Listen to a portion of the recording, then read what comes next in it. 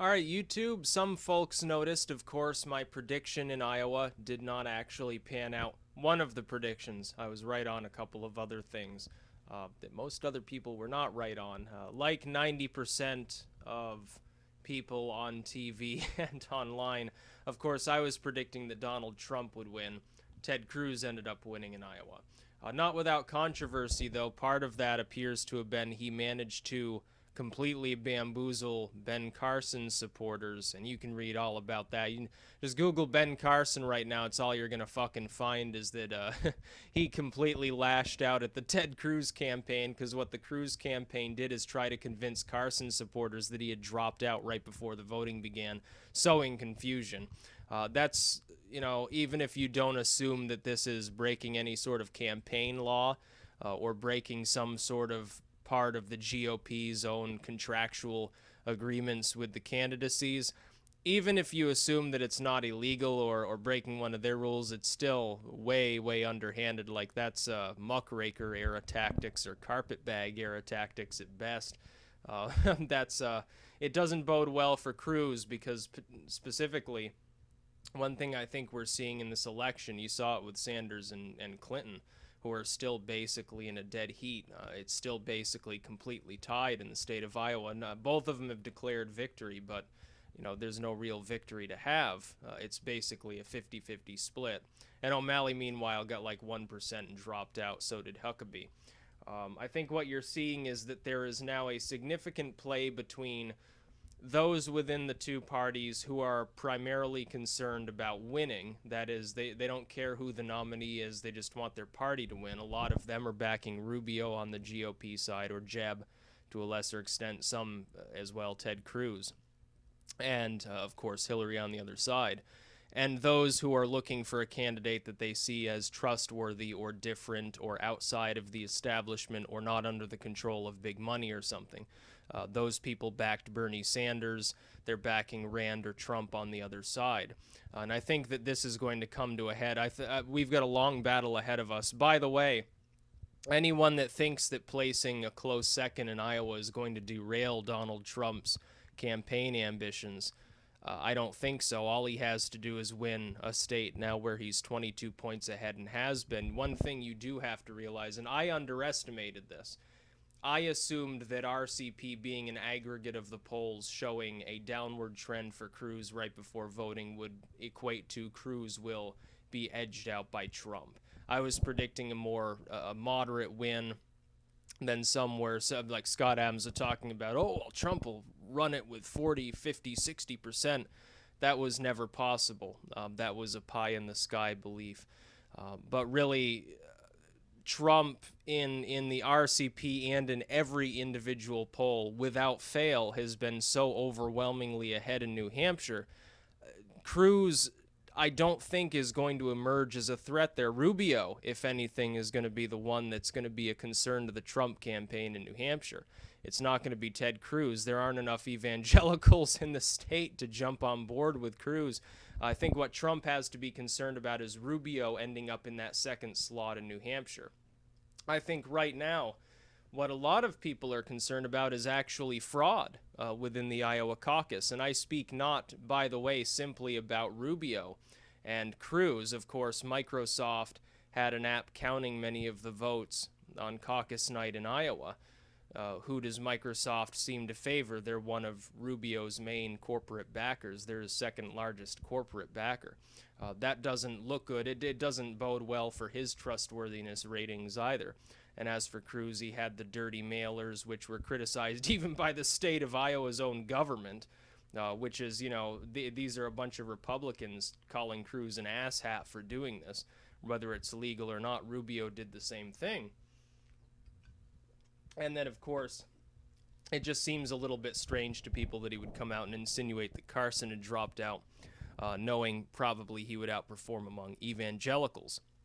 The good news for Trump of the night is that he appears to have performed far better with evangelicals than anybody believed. In fact, for the first few hours, it looked like Trump was going to absolutely decimate his opponents, specifically because, according to their sort of on-the-street in unofficial polling, it looked like his support amongst evangelicals was considerably higher than expected. They expect him to pick up like a single-digit total. Because everyone knows Trump is not a religious candidate. He managed to come in, by the way, in a massively crowded field, a close second in the state of Iowa, after having invested very little actual time and effort in a state that Ted Cruz was omnipresent in and outnumbered Trump's volunteers 10 to 1. That does not show strength for Cruz. What this shows is that at the last minute, some people defected to him, probably partly from Carson's campaign. I think it was Rubio, though, siphoning support from Trump more than from Cruz in some of the more urban areas of the state. I don't think it shows promise for Cruz's campaign. Remember, Santorum won Iowa in 2012. Was he the nominee? No. Huckabee won it in 2008. Was he the nominee? No. Iowa is more religious and more rural than the country is an average. That advantage for Cruz disappears entirely in New Hampshire. But the two things I did correctly predict. Number one, Rubio did outperform. A lot of people were saying they were surprised. I'm not, honestly. In fact, I'm almost surprised he didn't move up to the second place slot, and I'll tell you why. He was rising drastically in the polling right before the caucus was held. I expected him to do very well. I think I got the point total right as well, which is kind of spooky. And then Rand. And I did get the point total on this one. Rand Paul edged out Jeb Bush for 5th place. And, you know, one thing people must realize, this is something that I can't say enough. I am not a Trump fan. I'm not a Trump supporter. I'm not even a Republican. I'm a libertarian supporting Gary Johnson. When I analyze this race or the Democratic race, which is still too close to tell, I'm doing it from the perspective of an unbiased third party that doesn't really have a horse in the race when it comes to who becomes the nominee of the Republican or Democratic parties. I've made it clear Rand is really the only Republican currently running that I have much respect for. I think Trump's much more common sense than many of the other candidates. I don't think he's nearly as far right as the Democrats consider him. I don't think that he's an out-of-touch billionaire, as people like Cruz would say, and, oh, well, you know, he's just a fucking liberal from New York. No, I see him as a sensible individual as far as economic things go, for the most part. Maybe to a lesser extent on some of the social issues, but no, he's not nearly as out there and drastic as some people claim. What is the hallmark of his campaign is really that he's predominantly self-funding. He doesn't have a bunch of billionaire donors because he is himself a billionaire. And unlike Romney, who lost support because he was trying to hide the fact that he was super rich and didn't really know how to be poor, Trump has taken the opposite stance. He wants you to know that he's rich because he sees that as a sign of success, and he talks openly about bilking the government using loopholes, which has endeared him to a large proportion of the GOP. I don't see Cruz. Probably, he might not even come in the top 3 in New Hampshire. You might see Trump, Rubio, and Kasich battling it out, at which point Ted Cruz goes back into the Santorum corner.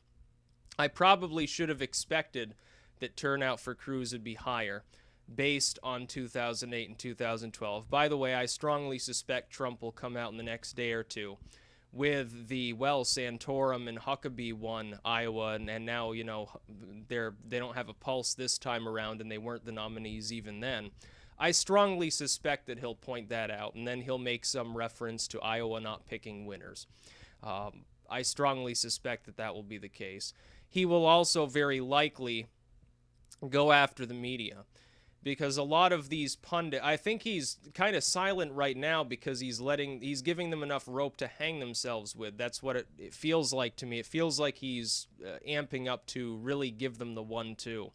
What I think he's going to say is something along the lines of, well, here's the media 4 years ago praising the second place victory of insert candidate here, and oh, well, it was a good solid win, you know, didn't win, but, you know, did really well, and obviously going to have a strong showing in Iowa. And now it's all about, well, Trump loses Iowa. They will say he loses as opposed to he won second place. He'll point that out, and he'll solidify his support more because he's cast himself as anti-media, anti-establishment, anti-DC. But Rand, edging out Jeb is really funny because it really made Jeb look extra weak. Like a fifth place showing already was kind of bad for Jeb anyway, but a sixth place showing getting edged out by Rand Paul, of all people, who, let's face it, doesn't have that much of a presence and doesn't even have as powerful a name as Bush. It could sink Jeb, because Jeb was hoping to wait until New Hampshire and kind of pull into the top three. I don't think it's going to happen at this point, though. He's already spent through the ass trying to grab up New Hampshire, and I think he's polling fourth right now. Sorry, Jeb. Don't think it's going to work. And if Jeb goes on to, win fourth in New Hampshire, can he even make it to South Carolina with all of his donors intact? Maybe, maybe not. But I think the real struggle goes to New Hampshire. Iowa, as we have seen in the last two elections, didn't really have an impact on who won the nomination process. In the long run, the people who win Iowa tend to be more appealing to rural and evangelical voters. Well, that's great. See, the problem is most of the rural evangelical parts of the country are already deeply, deeply red. The Republican Party is not particularly concerned with competing for areas that tend to vote 70% Republican.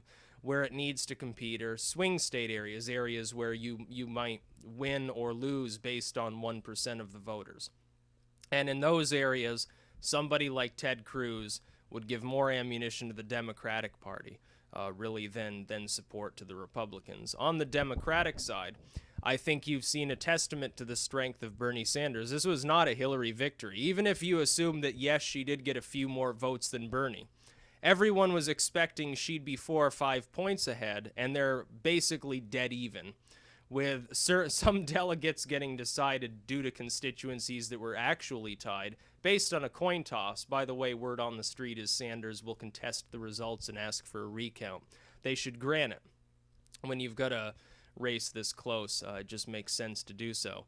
But they've kind of sort of said, well, yeah, Hillary won, but, by what? 100 votes?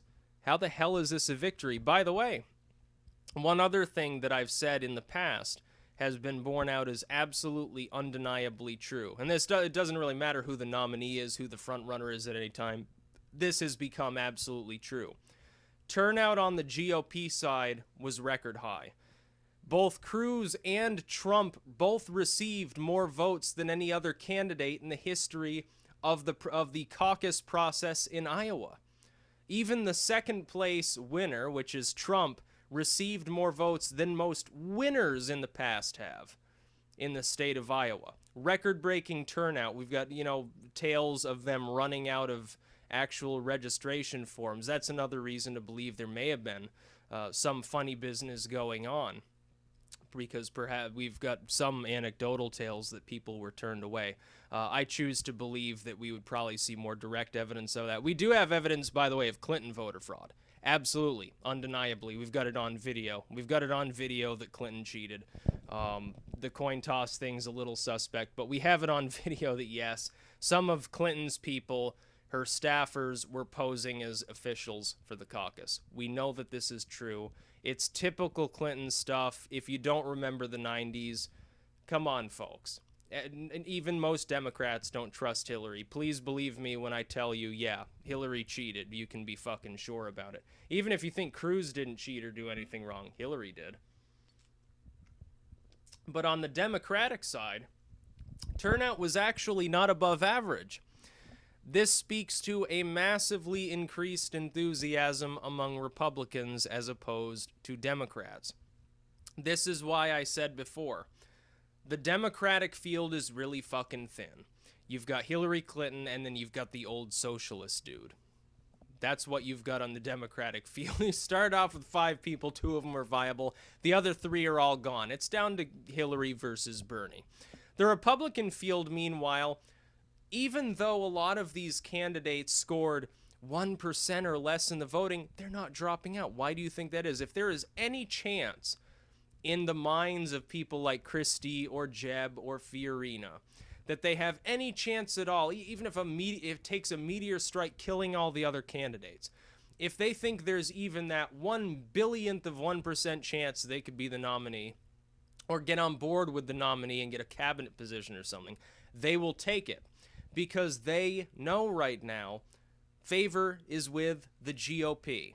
You don't have to be a Republican to know that right now the voting base of the Republican Party is far more energized than that of the Democrats. Most Democrats think it's going to be Hillary. We don't really like Hillary. We might bite the bullet and vote for her. But a lot of those people on election night will not show up.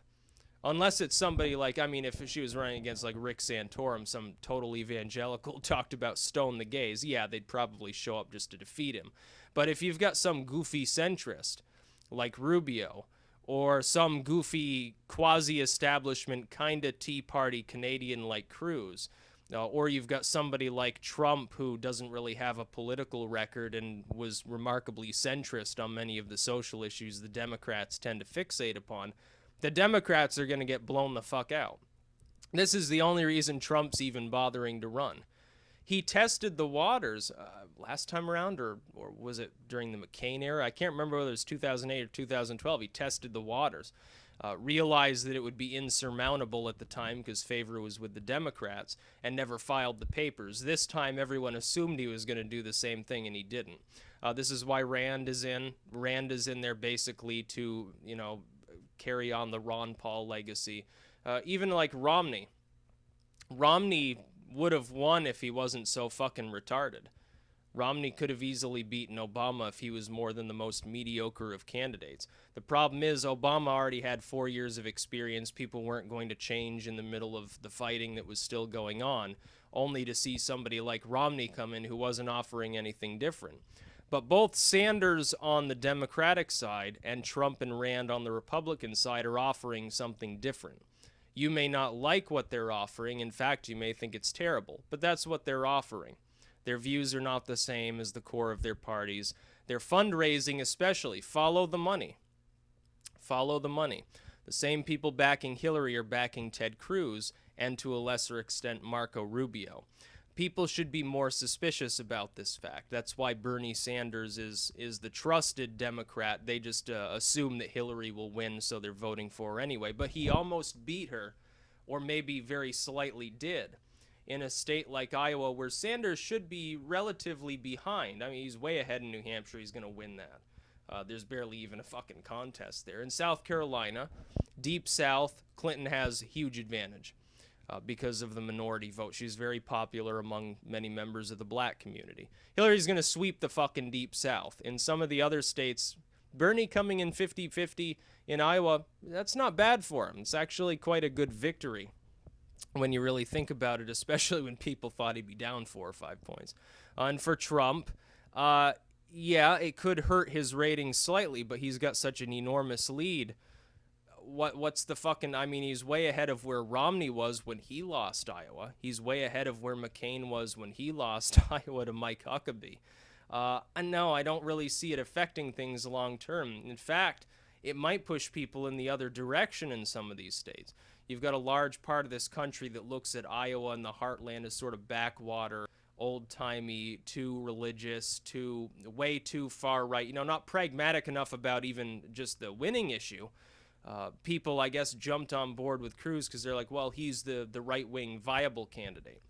Well, you cannot be a far-right conservative and be a viable candidate. This is also what's holding back Bernie Sanders. But the thing is, people, I might be wrong here, but I think people hate Hillary a lot more than they hate Trump. Trump is self-funding. Hillary's, this billionaire-backed candidate. She just had Soros come out and cut her $8 million. She's getting money from all of these different groups that obviously just want to control her should she get elected. No, there's nothing that anybody could possibly do to make me vote for Hillary. I mean, I wouldn't vote for Sanders either, not because I don't like the dude. He's the senator from my state. I just think his economics suck, which is also the reason I wouldn't vote for Trump. I may like him on fiscal issues, but on social issues, no, I deeply disagree with him. I'd be more likely to back somebody like Rand, but Rand's not viable, let's face it. He's not going to win. But he did knock Jeb down, and for that he gets huge credit. Oh, it was glorious. When I saw Jeb in 6, I said, guess who predicted this? And it turns out that the actual point total for Rand was the same as what I predicted. So at least give me credit for that. You know, don't piss on me too much for getting it wrong about Trump winning, because of course everybody fucking else was predicting that too. I think like 2 or 3 people said Cruz would win. I had some people tell me Rubio would win. Well, no, Rubio came in third. It just happened to be a close third. And all the media can talk about is Trump loses.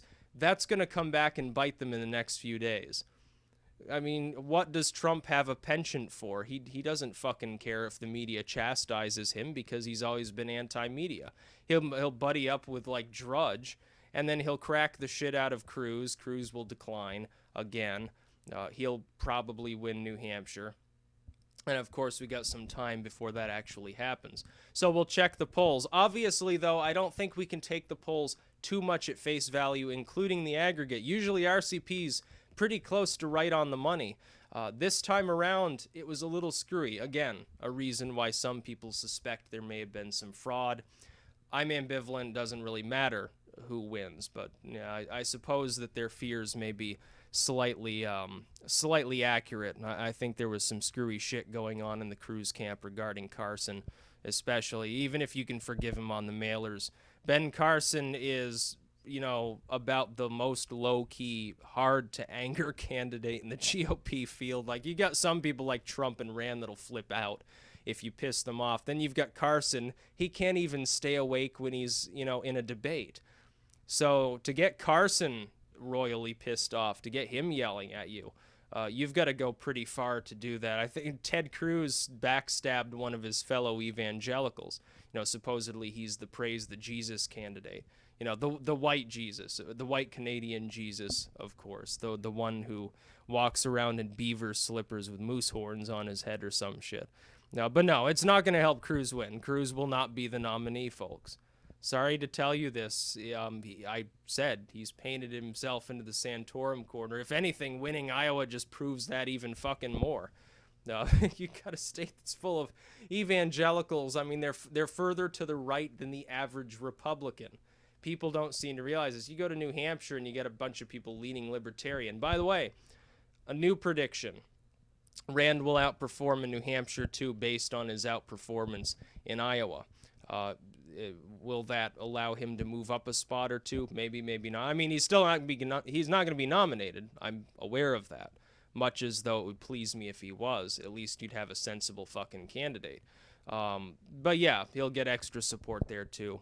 New Hampshire's more libertarian than fucking Iowa is, I'll tell you that much. I've been in New Hampshire plenty, you know. I live right across the Connecticut River and some mountains from New Hampshire. I was born in New Hampshire, believe it or not. Wasn't born in Vermont. Yeah. So, just a little bit of analysis. Yeah, I was wrong on Trump. I was wrong on Cruz. But I was right on Rubio and Rand. And Jeb Bush, he's on suicide watch right now. They've taken the sharpened pencils and the shoelaces away from him, and they're telling him to step away from the ledge. That's about all. Peace out.